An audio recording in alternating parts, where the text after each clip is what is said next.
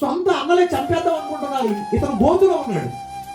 ఈ యోసేపు ఎక్కడ ఉన్నాడు? గోతులో ఉన్నాడు. గోతులో ఉన్న యోసేపు పైకి చూసి ఆ మాటలు వింటుంటే, ఒరే వీడిని చంపేద్దాం, వేరే వీడిని కొట్టేద్దాం, ఒరే వీడిని వేసేద్దాం అని అంటుంటే, ఈ గోతులో ఉన్న చిన్న యోసేపుకి ఎంత బాధ అనిపిస్తుందండి. సొంత తమ్ముడిని బట్టలు లేకోకుండా విద్యానీయుల వర్తకులకి అమ్మేయడం జరిగింది. ఎంత బాధ ఉంటుందండి, ఎంత బాధ.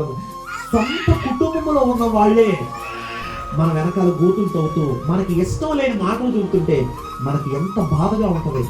నిజంగా ఆ బాధ యేసు అనుభవించాడు. కానీ గమనించండి ప్రియులారా, దేవుడు మాట్లాడుతున్నాడు.